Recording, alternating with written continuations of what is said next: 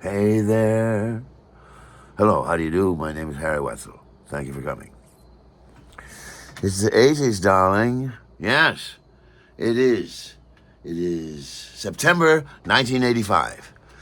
Yes, and I've just seen a notice in Backstage, the weekly Actors newspaper, about an audition for Greater Tuna in Detroit. And they're coming to New York to audition. I go, oh, I've got to get in this. It's one of these two-person shows, 10 roles each. Each actor plays 10 roles. I got to get in this. This is fantastic. So I go to the local drama bookstore and I get a copy of the book, get a copy of the script, and I read it and I read it and I read it and I read it. There's not really any monologues. There's some sort of paragraphs that are a little bit longer than the other ones, and there's one or two you can sort of use, pretty fast, sort of. So I put together a couple of monologues and just familiarized myself with as much of the play as possible. And September comes around, and Lavinia and of the Attic Theater, of the Great Attic Theater, comes to New York, and she brings Charlene. Charlene is going to be the director. Lavinia is the producer, and the two of them come. And they were auditioning at various places around the city, stopping here and stopping there and stopping here and stopping there. So she called up and we said, could we audition at your place, at your apartment? I said, come on up. She said, we're going to bring another actor. We're going to arrange another actor, and we'll have the audition, the two of you, at your apartment when we come. And I was like, fantastic. I don't have to go anywhere, just into the front room. So Lavinia and Char show up, and we go into the front room, the music parlor. There's a piano there and a piano bench, as we'll have the actors sit on the piano bench, and Char and Lavinia sit in the nice, comfy sofa while they watch the auditions. Well, then the other guy shows up, and we're all pleasant with each other and everything, and then we just get to work, and the other guy goes first with his audition, and I'm very disappointed because the guy's actually pretty good. Oh, darn. Then I got up with my audition. I was all right. Nothing fantastic, you know what I mean? Okay, but not, didn't outclass, outshine, and outburn and out everything the other guy. Right, I know. So then we did a scene. Then we read the opening scene from Greater Tuna between Arliss and what's his name, and they said, all right, thank you very much. That's it. Other guy, you're free to go. Harry Wetzel, thank you for letting us come to your apartment and have the little audition here. Now we're going someplace else to hold more auditions. And good luck to all concerned. And they were very pleasant, very polite, and they left. Poof, they were gone. And I was somewhat in a quandary, because they're like, well, that went all too quickly, and I sucked all too much. And the other guy was all too good. Drat! Well, it's September. Might as well wait. October. Yes. The end of October. Yes. It's almost Halloween again. Almost time to celebrate Samhain. And we get a phone call from Detroit saying, Harry Wetzel, we still don't know. Hang on. We'll get back to you. But hang on, we haven't cast your name out yet. We haven't thrown you into the bin yet. So I'm like, all right, that's a lovely thing. And then you wait for another few weeks. It's true. It just seemed like it was forever, and I was focusing as much as I could. I'm looking at my crystals. I'm begging the constellations. I'm looking at the goddess. I'm just wondering, you know what I mean? When are we gonna find out? We just need to get this job, because not only would it have been a job, an acting job, a fantastic acting job in a really accredited theater, but also back home in Michigan, I would have gotten a little vacation, a little reprieve from the grind that is New York City. I was looking so forward to it. It had to happen. It had to happen. Please let it happen. Lo and behold, we got a call. We got a call in mid to late November saying, "Yep, you're in. You're in. We got another guy, he's in. We got a stage manager, he's in. Funniest stage manager in show business, is like fantastic. I can hardly wait. And we'll all meet in December and put this thing together and then open a show in January 1986 in Detroit. It'll be so exciting." And we did. We had a fantastic rehearsal process. I came home. I didn't have a vehicle. I had to borrow my dad. My dad had his regular car, and then he had an old beat-up car. He called it the Red Baron. And I go, "Yo, Dad, can I borrow the Red Baron? I'm home in town for a few weeks doing a show, and can I borrow the car?" And he's like, "Absolutely. You know, good luck on whether or not you'll be able to get where you're going in it." Yes, and the Red Baron was a car that my dad painted red with house paint, red house paint, and a roller. It had a very distinct coat, and it was a beautiful car. It was like a Ford Galaxy, painted red. Oh, that was just a commercial for a car. Drat. Anyhow, so I'm back in Detroit driving the Red Baron, and I'm rehearsing a show, and then the show eventually opens, and we are a hit. It is fantastic. We get great reviews. We're on top of the world. Everything is fantastic. My scene partner, Neil, a terrific fellow. We got along very well, and we were both from out of town. He was from Indiana, and I was a Detroiter, but I still didn't have a place to stay in Detroit. And so they put me up at this building right across the street from the Attic Theater, and had a great big sign on it that said "Velvet Peanut Butter, fresh, pure, delicious." And so we called it the Peanut Butter Building. Yes. And that's where I stayed, and that's where Neil stayed. We each had our own little room in this sort of apartment. It was very nice. It was chilly, though. Oh, yeah. It was Detroit in the winter. And it was very chilly. You know, when the show opened, it was 1986, and Detroit was having a cold snap. Oh, yeah. So we had to put, what do you call it? Visqueen over all the windows, and as soon as you taped it shut, whoop, it filled up like a sail in a schooner. Boy, oh boy, oh boy, oh boy. We were living in that apartment and doing that show, Greater Tuna. Welcome back home to Detroit. It was fantastic. I also got a job there. Since I grew up here, I'm asking around over at Greenfield Village, where I used to build sets. Gregos, he says, "Hey, you're in town. You want to build the next set?" And I'm like, "Yes."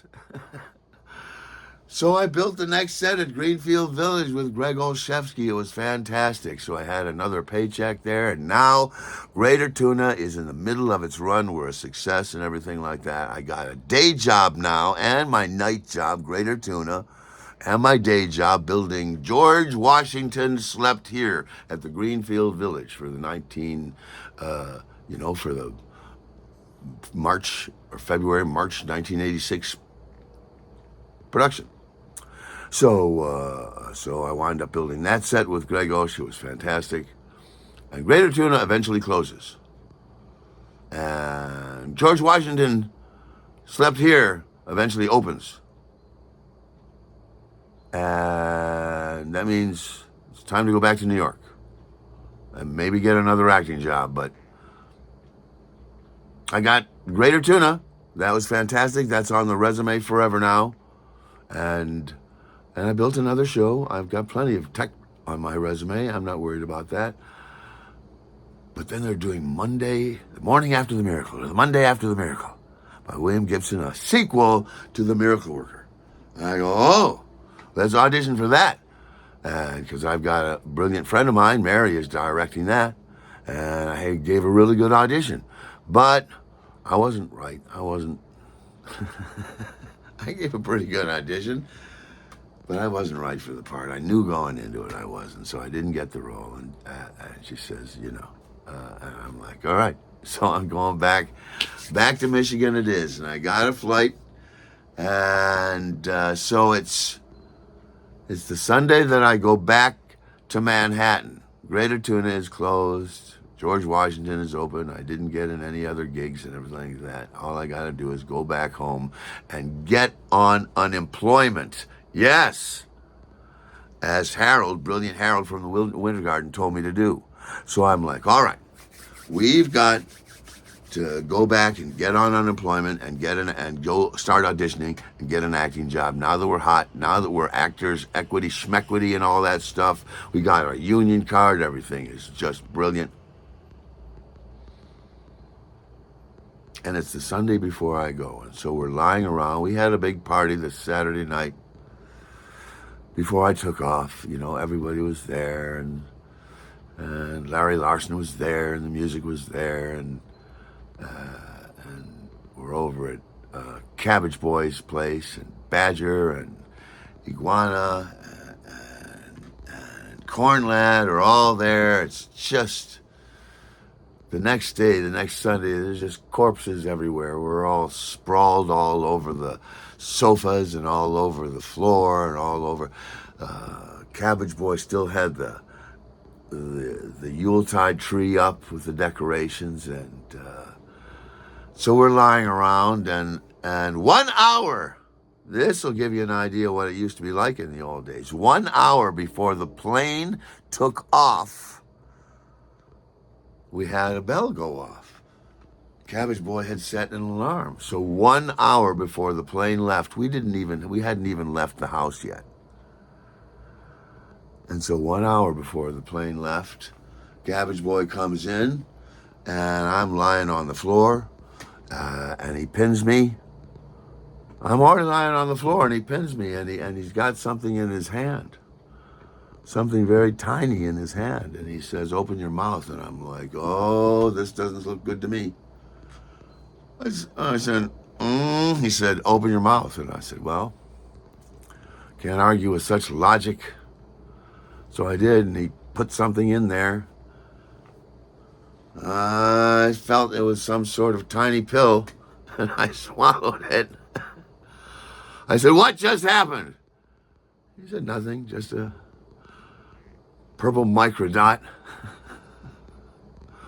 I go, oh, it's the only way to travel. So we go to the airport. Yes, we go to the airport, and by the time we actually leave the house, because the alarm went off, and we said, well, we got to prepare to go to the airport. So we smoked some illicit contraband, and it just took more time than we thought. And then we got in the car, and we had to make this 15-minute drive in 15 seconds. And Cabbage Boy is driving like crazy, and we're all in the car, and Corn Lad has to go to the loo. It doesn't matter. And we're going at 100 miles an hour, and we pull up with chickens and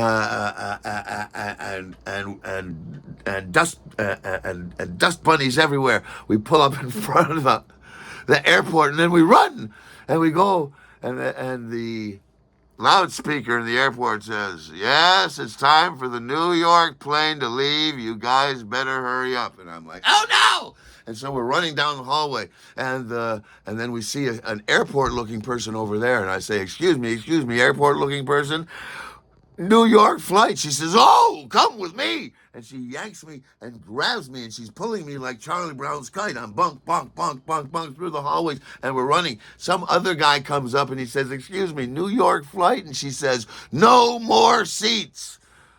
I know. And so we run, and we run, and we run, and she says, stop. And we're at the end of the hallway. You see the end of the hallway that you go down there. She says, hold that door. And the person was shutting the door on the plane. And he goes, what? She says, I got one more. And I go, and so I'm carrying my stuff, And she says, run! And I go down the hallway, and they go, hurry up! And I'm like, all right, all right, all right. And I get in there, and then they slam the door, chukunk. And I'm standing there, all hunched over and stuff like that, and they're looking at me mad, you know. And I'm like, hey, I made it. And so they go, all right. And they go over, then one of the airplane people came to the other airplane person, and they look at each other, and they're like, there's no more seats back there. And I'm like, ugh. And they go, we're going to have to do it. I'm like, ugh. And they look at me and they say, we're sorry, sir. Yeah, there's no more seats in the back. You'll have to go into first class. I go, well, that's quite all right. I don't have any objection to that. Let's go into first class. Now, here you go. Sit down. There's a window seat, and there's a lady with a German accent to sit next to, and she's fascinating conversationalist just as you begin your trip and your hallucinogenic trip that you forgot that you took, and now that you're sitting in the plane, it all washes over you like a delicious wave of confusement and bewilderment, and you're like, oh, that's right, German accent lady, I did indeed take some illicit hallucinogens. This is going to be the greatest flight I ever took. And they say, would you like some champagne? And I'm like, yes, I would like some champagne. Anyhow, it was a beautiful flight. And I got back home to New York City. I landed in Newark Airport. You take a bus to Port Authority, and then you're carrying all your stuff, and you're like, oh, forget it. I'm not gonna try and maneuver the subway system. I'm just gonna get a cab. And I took a cab, and I'm carrying all my stuff from Greater Tuna, you know what I mean? Tuna, a month and a half, 2 months worth of stuff. And I take a cab, and the cabbie, these cabbies like to drive at supernatural speeds. And I am flying on hallucinogenics. It's just fantastic. Anyhow, we get from Port Authority and 42nd Street up to 100th Street like that. Oh, there's the Winter Garden. Oh, there's the Grace Papaya. Oh, we're here. And he goes, all right. I give the cabbie his cash and a great big tip because that's what you do. And then I get out and I'm standing in front of my building at 98th and Broadway, and I'm like, oh, this is my home. I live in New York. I had a fun time in Detroit. I had a fun time back home in Michigan, but I live here now in New York. All right. Like, subscribe, share, and comment, please. All right, thank you.